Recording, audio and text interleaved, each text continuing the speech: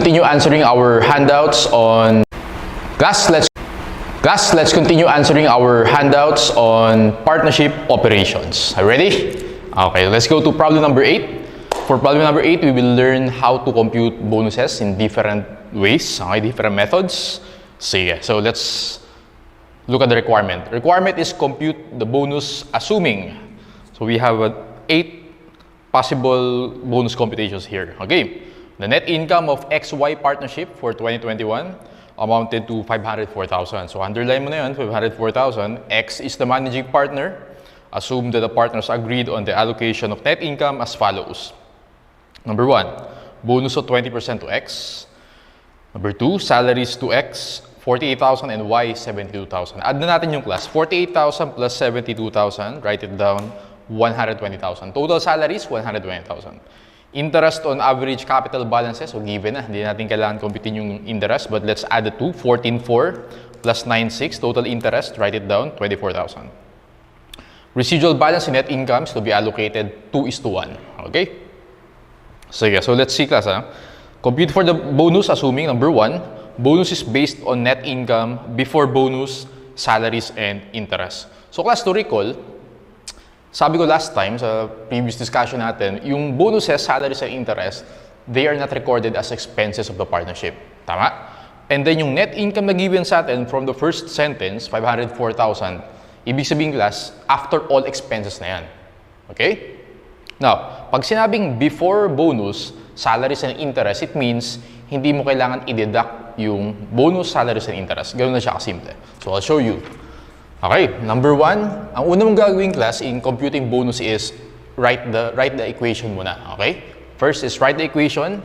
Bonus is equal to 20% on net income before bonus, salaries, and interest. So basically, ganyan lang siya. 20% of net income. Okay? So B is equal to 20%. What is net income in the problem? 504,000. Alright, so 504,000. Get your calculators. So compute with me. 504 times 0.2, answer dito class is 100,800. Okay, so very basic.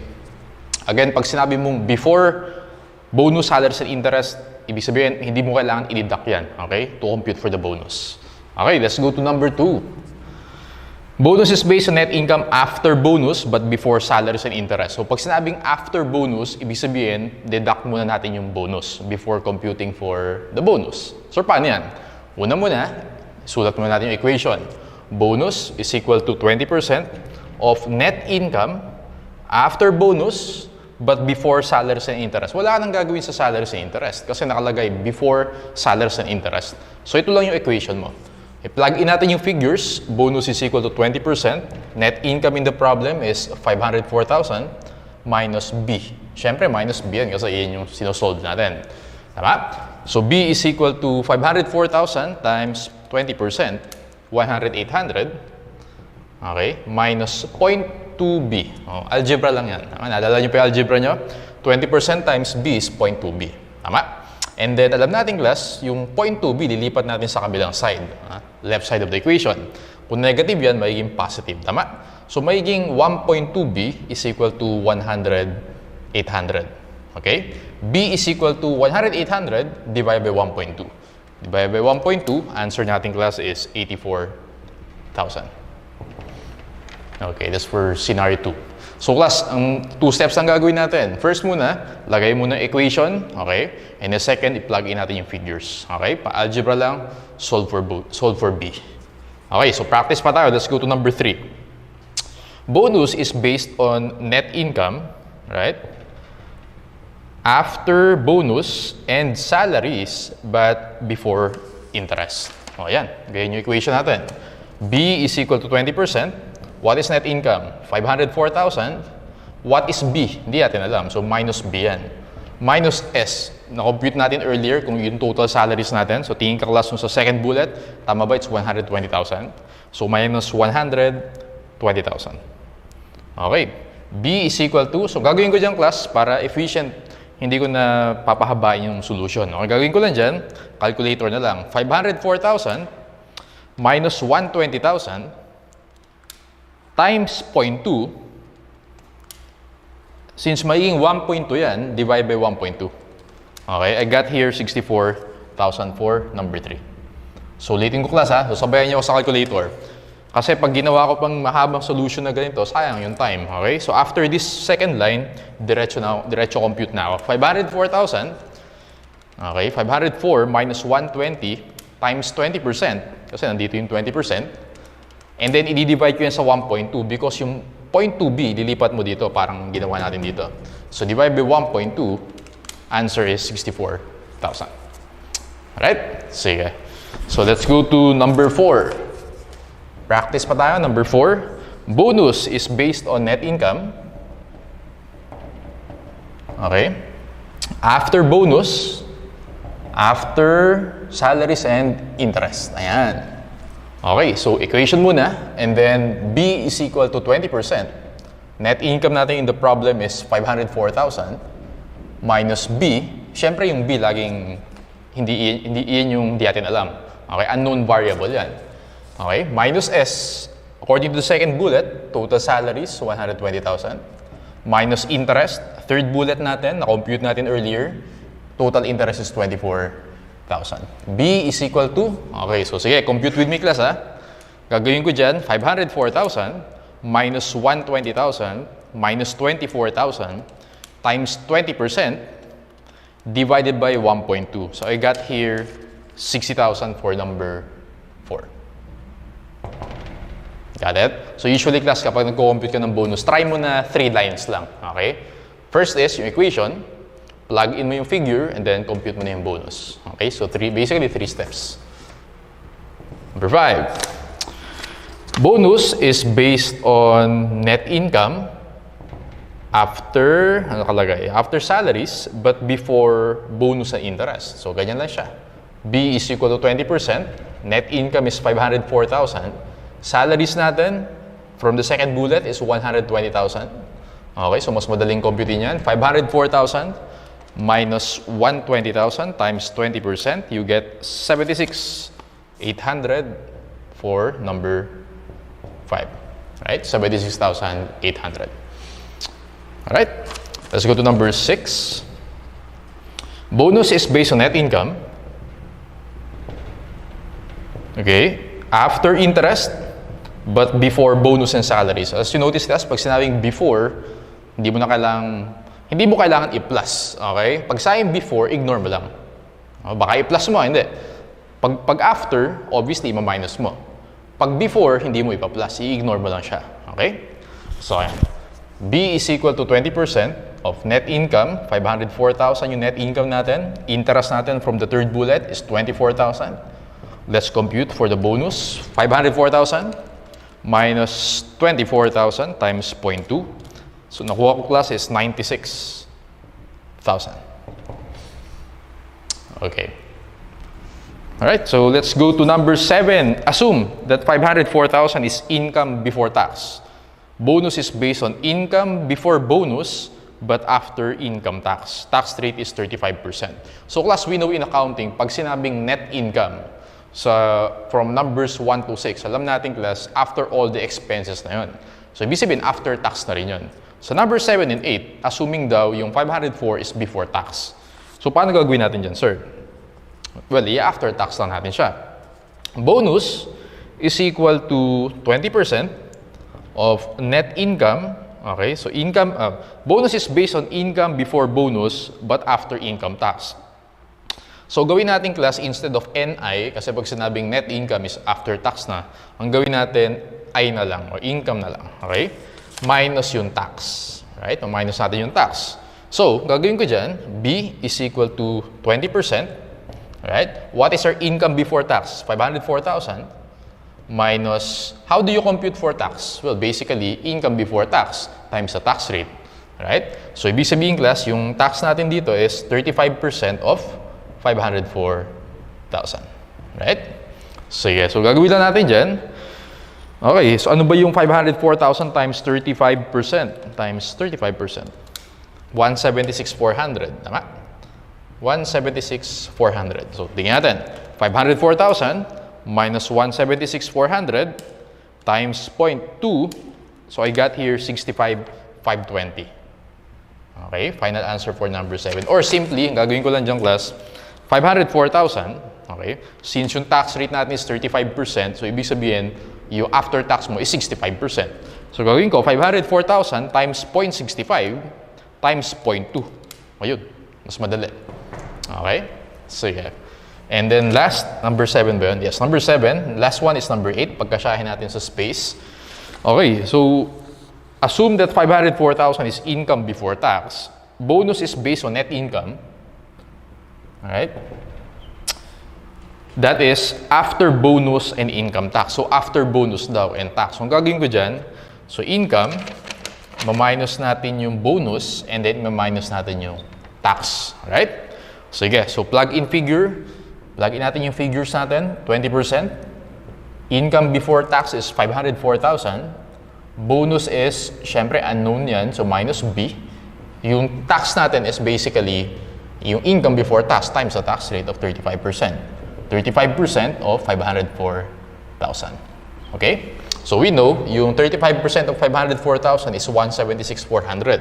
So gagawin ko dyan, class, is 504,000 minus 176,400. Okay? Multiply ko by 20%. Okay, and then divide ko by 1.2. Kasi 0.2b yan, mapupunta dito, magiging 1.2b. Diba? By 1.2, I got here 54,600. 54,600. O, isa pa, for number 8. 504,000 minus 176,400 times 20%, divide by 1.2, I got here 54,600. Okay? So, ganyan lang. So, kahit anong scenarios pa ng bonus, as long as you do yung 3 steps natin, number 1, write the equation. Number 2, plug in natin yung figures. And number 3, compute for the bonus. So class, gusto ko lang ulit i-highlight na kaya sinasabing net income before. Okay? Kasi class, yung net income yan, after all expenses na yan. Tama? Yung bonus, salaries, and interest, again, these are not expenses of the partnership. So ito lang yung means natin to allocate income to the partners. Okay? So that's for number 8. We have 2 more problems for partnership operations. As you notice, class, madali lang naman talaga yung partnership operations. Ang technique lang dito, i-follow lang natin kung ano yung agreement ng mga partners, then yun yan. Okay? So yeah, let's compute a more comprehensive problem. Let's go to problem number 9. Requirement is determine the respective shares of each partner on the net income for the year. XYZ are partners in a business. Okay, which manufactures calculators. Their P&L agreement has the following provisions. Salaries of 40,000, 20,000, and 45,000 for X, Y, and Z. So may salaries yung tatlong partners, so most likely lahat sila industrial partners. Bullet number 2, Y will receive a bonus equal to 5% of sales in excess of 1 million. Annual sales revenue was 1.1 million. Okay, so may bonus si Y, alamang managing partner siya. All partners will receive a bonus, well actually lahat pala sila mag-manage ang business, of 10% of net income in excess of 150 after the total of all such bonuses. Okay, balikan natin later yan. Next bullet, partners will be allocated interest on their weighted average capital balance. Drawings in excess of annual salaries will be considered reduction in capital. Interest is computed at the rate of 10%. Class, ano ibig sabihin ng drawings in excess of annual salaries will be considered reduction in capital? Di ba natutunan natin last time, meron kang 2 types of drawings. Meron kang regular drawings and meron kang permanent drawings. Tama? Yung regular drawings mo, class, is usually up to the extent of your salaries.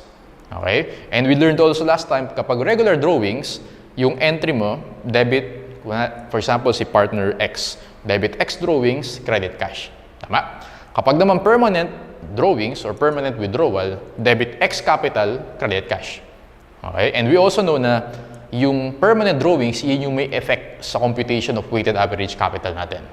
Alright? So again, pag nag-exceed daw sa annual salaries, considered na yun as permanent drawings. Okay? So reduction in capital yun. So yeah, so let's go to the next bullet. Remaining P&L will be allocated 35, 25, and 40% to X, Y, and Z respectively. Last bullet, gains and losses from the sale of depreciable assets will be excluded. So underline mo yung excluded from the above provisions and will be equally allocated among the partners. Class, na-gets nyo ba yung last bullet na yan? Ang ibig sabihin yan, gains and losses from the sale of depreciable assets will be excluded from the above provisions. So yung minention, class, sa first 5 bullets, ang i-consider mo lang dyan yung operating income. Okay? Class, di ba yung gains and losses from sale of depreciable assets, ang tawag natin dyan, other gains and losses, tama? Or other income and expenses. So, hindi yan recurring. Minsan lang nangyayari yan. Okay? Unusual items yan. So, sabi dyan, class, yung mga unusual items like gains and losses, instead of following yung P&L agreement nila, equal allocation na lang for those items. Okay? Sige, balikan natin later. Activity in the partner's capital and drawing accounts during the year was as follows. Okay, as you notice, class, meron tayong column for X capital, X drawings, Y capital, Y drawings, Z capital, Z drawings. Right? May different dates tayo and ending balance. The partnership generated net income of 200,000, including a gain on the sale of equipment of 15. Uy, may gain. Net income is 200, may kasama doon na gain na 15. Okay? So tama ba, class? Pag babalik ka doon sa last bullet, yung 15 na yon, equal allocation sa tatlong partners. Tama? So ibig sabihin, the difference, 200,000 minus 15, which is 185,000, yun lang yung, dun lang mag-a-apply yung first 5 bullet points. Does that make sense? Okay. O sige, let's try. Natin yung number 9. So again, basta income allocation, lagyan natin agad lahat ng partners dito. Partner X, partner Y, partner Z. So don't forget to put total column. Okay. And then, lalagay ko na dyan agad, class, yung P&L ratio nila, which is nasa 5th bullet. Alright? 35% for X, 25% for Y, and then 40% for Z. Okay. So, tingnan natin, class. Meron tayong sa first bullet, we give salaries to the partners. How much? 40,000 for X. For Y, it's 20,000. And then for Z, it's 45,000. Okay. So, 40 plus 20, 60 plus 45, it's 105,000 total. Okay. Next, Y will receive a bonus equal to 5% of sales in excess of 1 million. So, lagay natin dito, class, bonus. Okay? Bonus 1 na lang. Ayan, lagay natin ng asterisk. Dito natin siya i-compute. Okay. So, again, ang gagawin natin sa bonus, parang ginawa natin dito. Ilagay muna natin yung equation. So, bonus is equal to 5%, okay, of sales in excess of 1 million. So, sales minus 1 million. Parang ganyan. So, it means, bonus is equal to 5%. Sabi sa problem, annual sales, 1.1 million. 1.1 million minus 1 million. Okay? So, let's compute for the bonus.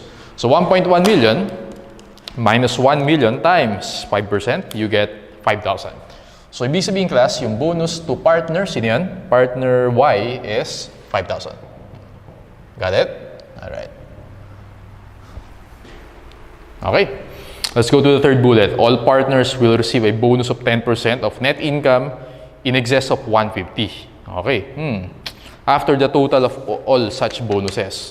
Okay. So, gawin natin, class, bonus number, second bonus, lagyan natin ulit ng asterisk, dalawang asterisk. Dito natin siya i-compute. Okay, so bonus daw is equal to all partners will receive a bonus of 10%.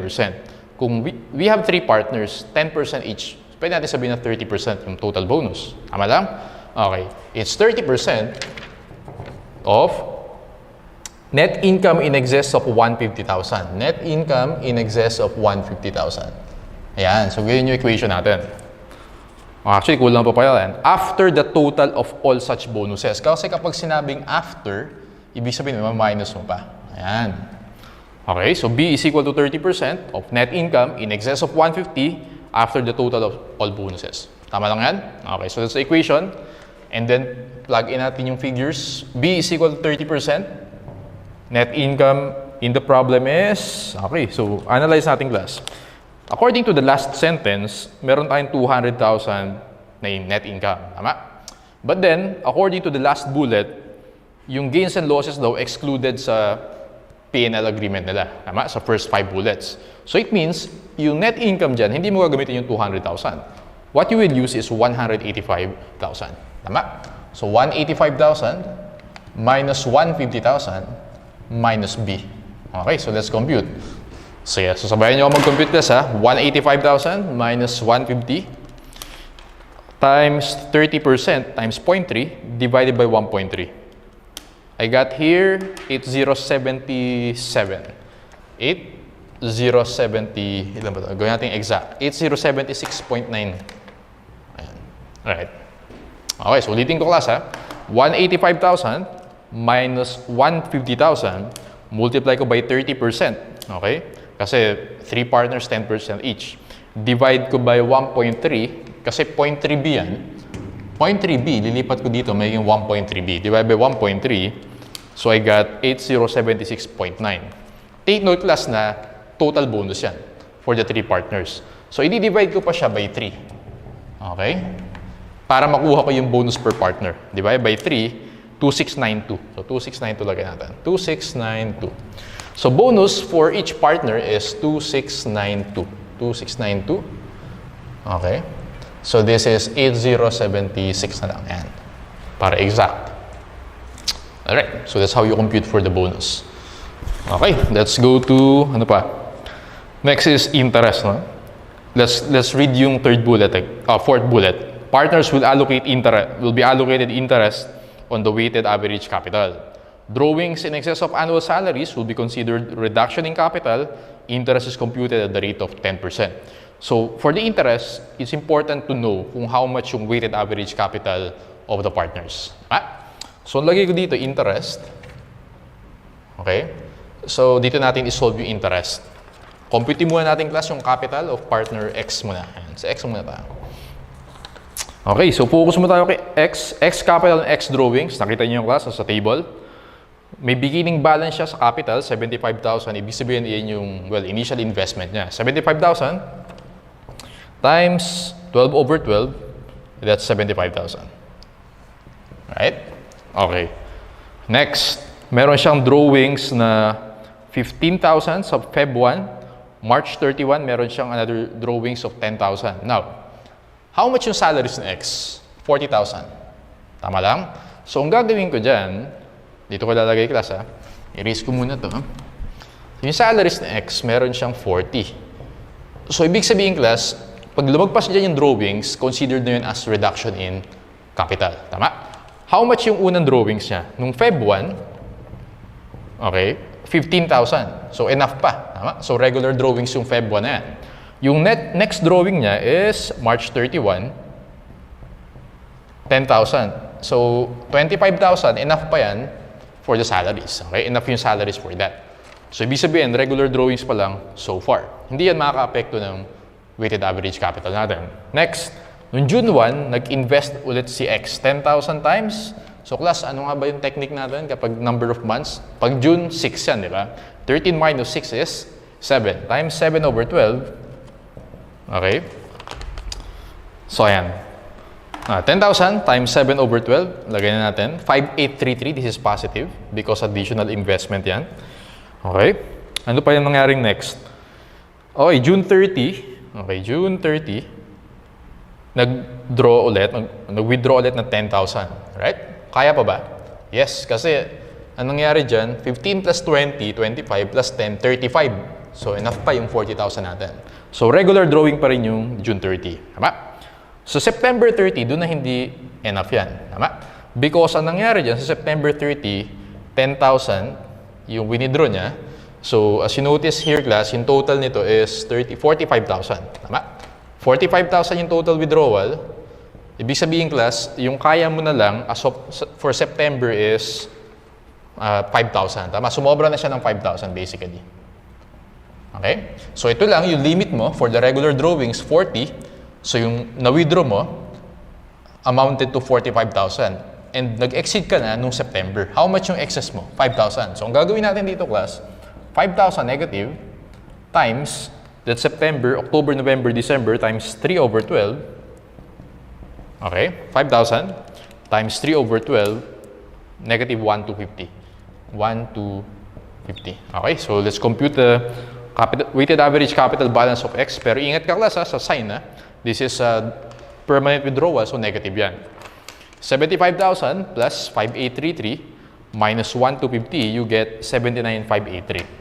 79,583. This is the weighted average capital of partner X. Gawin natin yung partner Y. Partner Y. Okay. Hindi ko na gagawin to para efficient tayo. Si partner Y, meron siyang original investment na 125,000. 125,000 times 12 over 12, 125,000. Next. Okay, how much yung total salaries ni Y? 20,000. Tama? Unang withdrawal pa lang ni Y, 25,000 na. Sumobro na agad siya, Feb 1 pa lang. Tama? How much yung excess ni Y dun sa Feb 1? 5,000. Kasi yung salaries niya 20, winidraw niya 25. So, Feb 1 pa lang, permanent withdrawal na agad. 5,000 times, so Feb to December, ilang months yun? 11 months. Tama? Times 11 over 12.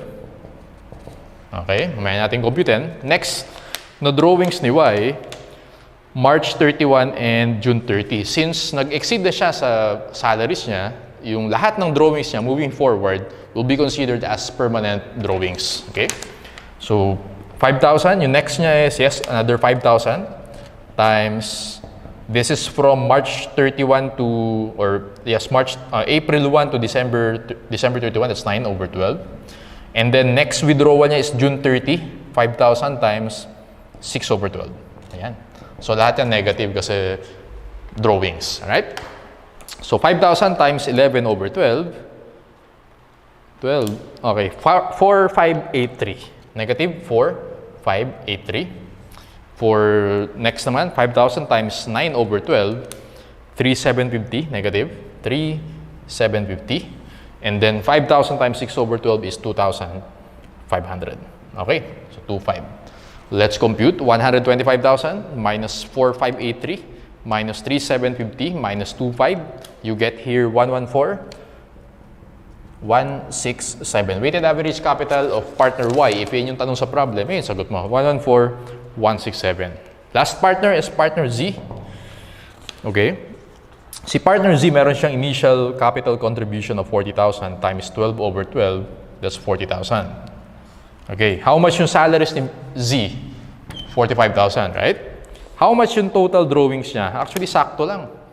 Isang 15, another 15, and then may isa pang 15. So that's 45. Ibig sabihin, for partner Z, wala kang permanent drawings. Lahat regular drawings. Now, si Z meron siyang additional investment noong Feb 1 amounting to 30,000. So makaka-affect yan ng capital. 30,000, that's Feb. So ibig sabihin, 11 over 12.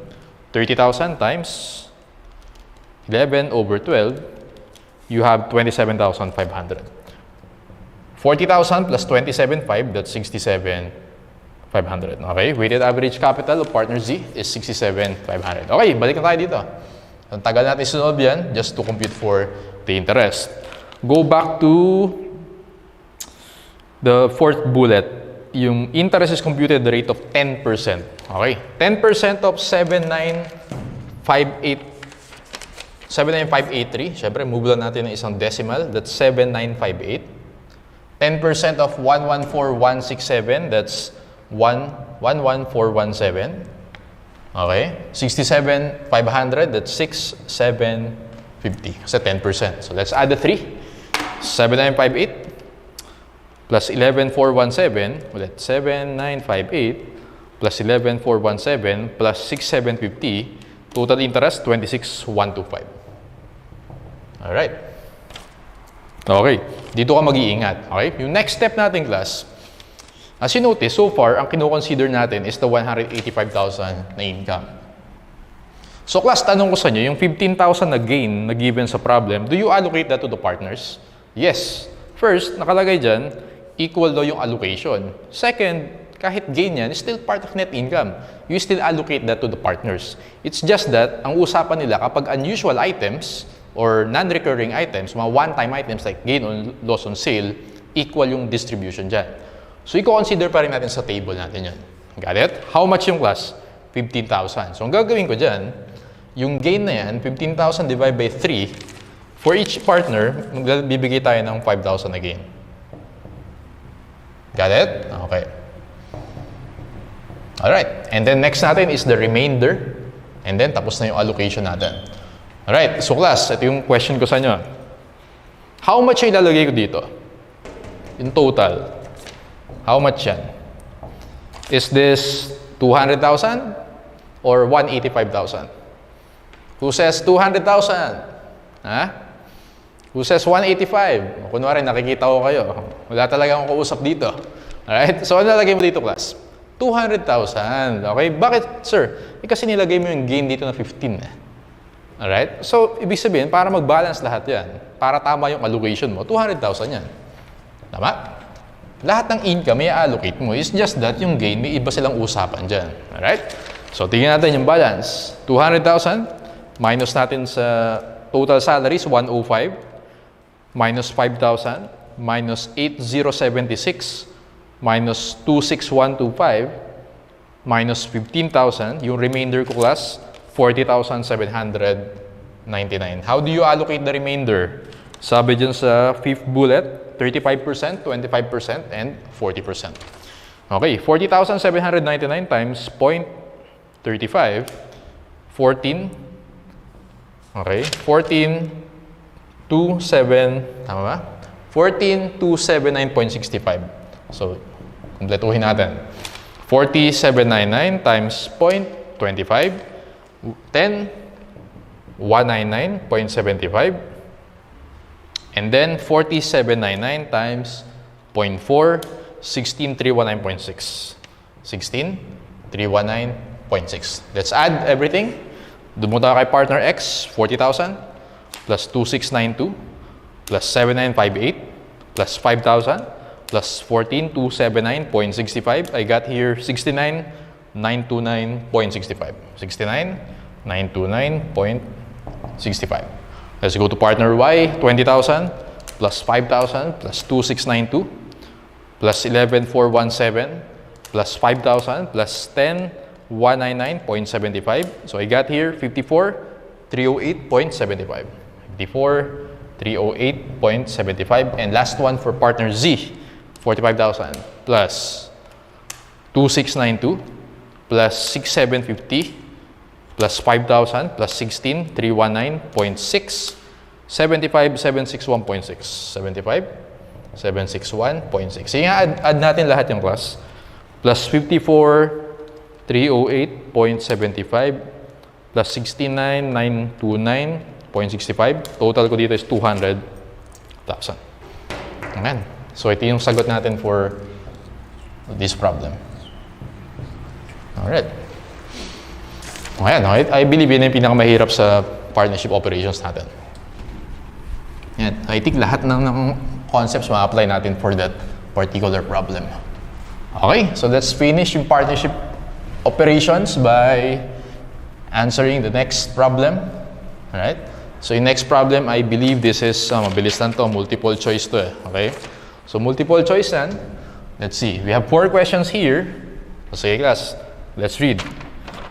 A partnership began its first year of operations. Okay.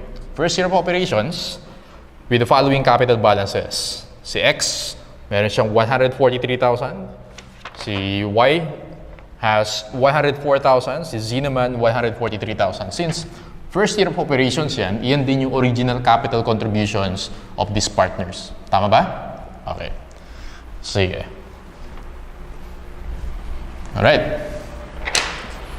The articles of partnership stipulated that profits and losses be assigned in the following manner. X was to be awarded an annual salary of 26 with 13,000 salary assigned to Z. Okay. Each partner was to be attributed with interest equal to 10% of the capital balance as of the first day of the year. So, encircle mo yung first day. So, class, again, yung interest natin is always based on the capital balance. Okay? Pero syempre, tignan mo muna kung ano sinabi sa problem. Pwedeng sabihin weighted average, beginning, ending, simple average. Okay? Dito nakalagay first day. Okay? So, ingat ka na lang doon. Baka gawin mo laging weighted average, hindi ganun. Pero if the problem is silent, sinabi lang is interest based on capital balance, if kaya mong computein yung weighted average gagamitin mo. Okay? The remainder was to be assigned 5:2:3 basis, respectively. Each partner was allowed to withdraw up to 13,000 per year. Right? Anong tawag natin doon? Regular drawings. Okay? Assume the net loss for the first year of operations was 26 with net income of 52,000 in the second year. Also, 2 years yung papakompute sa atin. Assume further that each partner withdrew the maximum amount from the business each year. Okay, question 1. What was X's share of loss for the first year? Question 2. What was the capital balance in Y's capital at the end of the first year? Question 3. Z's share of income or loss for the second year. And number 4, capital balance of partner X. Okay. So class, before we go to this problem, yung sa questions, ingat ka na lang class, minsan sa given, ingat ka sa mga dates. Okay? So minsan may encounter ka, for example, yung partnership, nag-start siya ng March 1, ganyan. March 1. Kasi yung mga sinagutan natin, lahat yan January 1. Pag March 1 nag-start yung partnership, ingat ka doon. Kasi yung interest, ipoprorate mo pa. Tama? Dito kasi, times 10% tayo. Pag March 1 nagsimula, times 10 over 12 mo pa yun. Tama lang? Kasi yung interest na given sa atin, syempre, ang assumption mo dyan, it's always an annual interest rate. Okay? Ano pa yung makaka-affect nun? Salaries. Pag given sa'yo, annual salaries, tapos binigay sa problem o nag-start ng March 1, i-prorate mo yun, times 10 over 12. Alright? So bonus hindi na, kasi bonus is based on net income. So how much na generate na income for the year, hindi mo na kailangan i-prorate yan. Ang kailangan mo na i-prorate, salaries and interest. So ingat doon ha. So sulat mo yun, baka makalimutan mo. So yun lang yung mga possible tricks na ma-encounter mo for partnership operations. But this topic is actually simple lang. Okay? So yeah, so let's go to, ayan, sagutan na natin yan. We have partners X, Y, Z. Lagay natin yung total column dito. Alright? And then, okay, so tingnan natin class ha. Sabi dyan, meron daw salaries. For X, it's 26,000. Tama? And then for Z, it's 13,000. Okay, so 26 plus 13, that's 39,000 total. What's next? So after salaries, interest naman. Tama? So interest is just 10% of the beginning capital. 143,000 for partner X times 10%, 14,300. For partner Y, 104,000 times 10%, 10,400. For partner Z, 143,000 times 10%, 14,300. Add natin yung tatlo na yung class ha. 14,300 plus 10,400 plus 14,300, total interest is 39,000. 39,000. Okay, next. Remainder na, tama? So remainder, sabi dyan, 5:2:3. Lagay natin dito, 5:2:3. Okay, so remainder.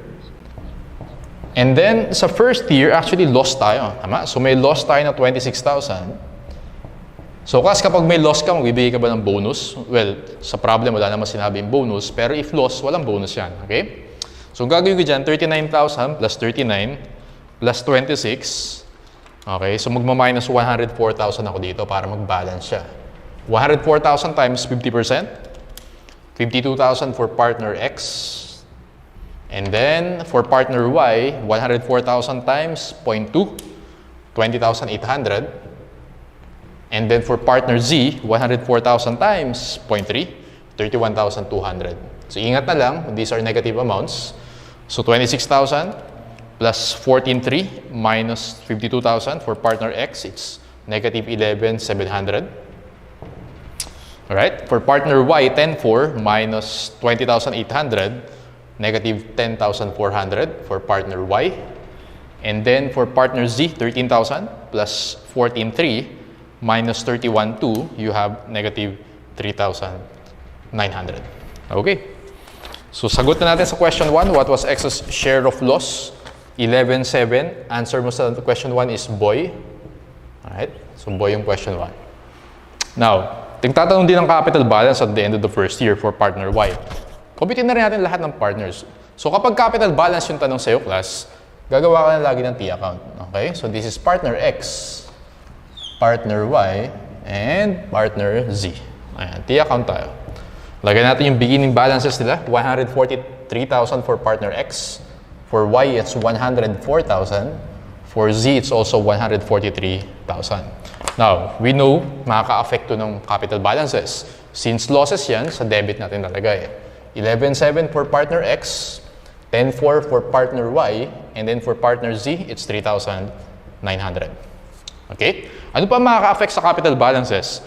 So take note class, ang sabi dyan sa second paragraph, sa last sentence, each partner was allowed to withdraw up to 13,000 per year. And then sabi sa last sentence, assume further that each partner withdrew the maximum amount. Whether regular drawings yan or permanent drawings, alam natin class, yung end effect niyan sa capital, deduction. Okay? Or reduction in capital. Tama?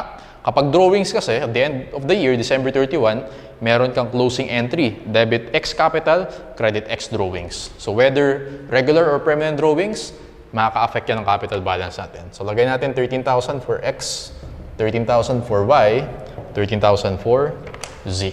Okay? So let's compute for each partner. 143,000 minus 11,700 minus 13,000. 118,300 for partner X. Okay, for partner Y, 104,000 minus 10,400 minus 13,000. 80,600. And then for partner Z, 143,000 minus 39 minus 13,000. Answer, 126,100. Now, question for question 2, capital balance of Y, answer natin is 80,600. That's letter D for question number 2. Okay. Question number 3 is for second year naman. So class, according to the last paragraph, yung second year net income naman, tama? 52,000. So, ngayon lang yung gagawin natin. Sulat ulit natin. Partner X, partner Y, partner Z. We have total 50% for partner X, 20% for partner Y, 30% for partner Z. Salaries to the two partners, 26,000 for partner X, and then for partner Z, it's 13,000. Total of 39,000. Next is we have interest. Interest class is 10% based on the beginning balance. So kaya kinumpute natin yung mga capital balances nila. So ang basis mo niyan, yung ending last year. Because yung ending last year is the beginning this year. 118,300 times 10%, that's 11,830. For partner Y, 80,600 times 10%, 8,060. For partner Z, 126,100 times 10%, 12,610. Alright? Let's add the 3, 11,830 plus 8,060 plus 12,610, 32,500. We have salaries, we have interest. Next natin is the remainder or the balance. And then we know for second year, yung income natin is 52,000. Okay. 52,000 minus 39,000 minus 32,500. We have negative 19,500. Let's use their P&L ratio. 50% for partner X, 9,750. Okay. And then 19,500 times 20%, 3,900 for partner Y. And then 19,500 times 30%, 5,850, negative 5,850 for partner Z. Okay, so let's compute everything. For partner X, 26,000 plus 11,830 minus 9,750. Income allocated to partner X, positive tayo for second year, 28,080. 28,080 for partner X. For partner Y, 8,060 minus 39, you get 4,160 for partner Y. And then for partner Z, 13,000 plus 12,610 minus 5,850, you have 19,760. Okay. Post natin sa T accounts natin. For partner X, nag-earn siya ng 28,080. Don't forget na yung drawings na 13,000 is every year. So kung last year nag-withdraw ng 13,000, this year, withdraw ulit ng 13,000. Let's compute the adjusted capital balance of partner X, 118,300 plus 28,080 minus 13,000, 133,380. 133,380. For partner Y, 4,160 yung income allocated for partner Y. Nag-withdraw si partner Y ng 13,000. Let's compute the adjusted balance, 80,600 plus 4,160 minus 13,000. For partner Y, it's 71,760. For partner Z, allocated income is 19,760. Z withdrew 13,000, so 126,100 126,100 plus 19,760 minus 13,000. Ulit. So 126,100 plus 19,760 minus 13,000. For partner Z, 132,860. 132,860. Okay. Let's go to question number 3. What was Z's share of income or loss for the second year? Si partner Z, 19,760. That's letter C. Okay, for question 3. For question 4, what was the balance of excess capital account at the end of second year? Again, pag capital account, always use T account. Mas madali siyang sagutan. 133,380. For question 4, it's letter A. Okay, so yun yung partnership operations. Let's go to theory questions class. Tapusin natin yan.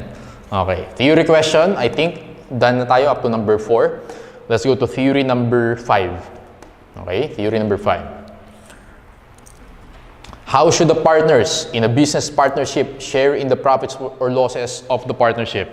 A, equally. B, at whatever basis of allocation that the dominating partner deems reasonable. In accordance with the partnership agreement. So we know, in accordance with the partnership agreement. So lahat ng exercise na finalo natin, we just follow kung ano yung agreement among the partners. Letter C yung number 5. Number 6, according to the Philippine Civil Code, if only the share of each partner in the profits has been agreed upon, the share in each losses shall be, kapag profit lang yung pinag-usapan nyo, yung losses, the same way as the profits. Letter D yan, dog. Okay? Actually, class, nasa Civil Code din na kapag losses lang yung pinag-usapan nyo, okay? So, di ba, ganito yung rule. Makinig yung mabuti, ha? Pag profits lang yung pinag-usapan, walang losses, yung losses, ipo-follow lang nyo yung profits. Tama? If losses lang yung pinag-usapan nyo, na hindi ko alam kung bakit losses lang pinag-usapan nyo, okay? So, ina-expect nyo puro losses, biglang nag-profit. Yung profit will be allocated based on the original capital contribution. Hindi mo ipa-follow yung losses. Okay? So, losses will follow the profits. Profits will be based on the original capital contribution. Okay? Remember that. So, for number 6, it's dog. Number 7, according to the Philippine Civil Code, in the absence of stipulation on the sharing of P&L, partnership profits and losses shall be shared by the partners. So, we know it's letter dog. In proportion to what the partners may have contributed or the original capital contribution. But take note of the second part of the sentence. But the industrial partner shall not be liable for the losses. So, nasa civil code yun. Pag industrial partner ka, hindi ka liable sa losses. Alright? Now, dog yung number 7. In accordance with the original capital contribution. Number 8. Partners active in a partnership business should have their share of partnership profits based on the following. Kapag active ka sa business, so ang pinakamagandang ibigay sa'yo is letter B. Combination of salaries, since nag-render ka ng services, and percentage of income. We know percentage of income is bonus. Okay? Pag active sa business, yung usually binibigay, salaries and bonus. Boy yung sagot sa number 8. Number 9, which of the following best describes the use of interest on invested capital as a means of allocating profits? A, if interest on invested capital is used, it must be used for all partners. Mali yun. Kasi usually interest is only given to the capitalist partners. Boy, interest is allocated only if there is a partnership net profit. So we know, hindi ganun yan. Kapag net loss, you still give salaries, you still give interest. Ang di mo lang ibibigay is bonus. C, invested capital are never affected by drawings of the partnership. Hindi. Lalo na pag permanent drawings, okay? Maapektuhan yung capital balances. Dog yung sagot yan. Use of beginning or ending may be subject to manipulation that distorts the measure of invested capital. Dog yung sagot. Kaya pinakamagandang basis class is weighted average. Kasi kapag ang ginawa is, for example, sige, ending balance yung basis natin. E yung gagawin lang ni partner, let's say December 30, okay? Doon siya mag-i-invest ng malaki. Para pagdating ng December 31, malaki yung basis ng interest niya. Okay? So to avoid yung distortion, yung manipulation, mas maganda talaga kung weighted average capital. Dog yung sagot natin for number 9. Number 10, a partnership agreement calls for allocation of profits and losses by salary allocation, bonus allocation, interest, with any remainder to be allocated by preset ratios.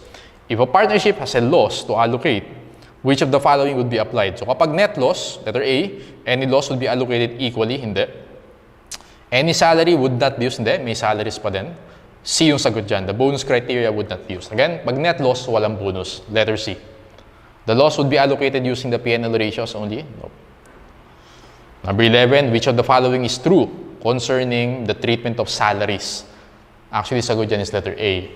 Partner salaries may be used to allocate P&L. They are not considered expenses of the partnership. Actually, not only salaries. Salaries, interest, and bonuses. Okay. Boy, partner salaries are equal to the annual partner draw, not may SRD. Okay, dapat nasa partnership agreement yun. Okay? C, the salary of partners treated the same as salaries of corporate employees. Hindi. Kapag corporate employees, expense yun. Salaries expense. D, partner salaries are directly close to capital account. No.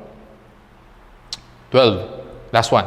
Partners drawing or partnership drawings are A, always maintained in a separate account from the partner's capital account. Not always. Kapag regular, nasa drawings account siya. Kapag permanent, capital account siya. B, equal to partner salaries. C, usually maintained in a separate draw account with any excess being debited directly to the capital account. Yes. Kapag within the limit, regular drawings. In excess of the limit, permanent drawings na yun. Letter C is the answer. D, not discussed in the specific contract. Nope. For number 12, final answer is letter C. Number 13 onwards, ibang topic, ibang subtopic na yan. So, ayan, let's have a short break first.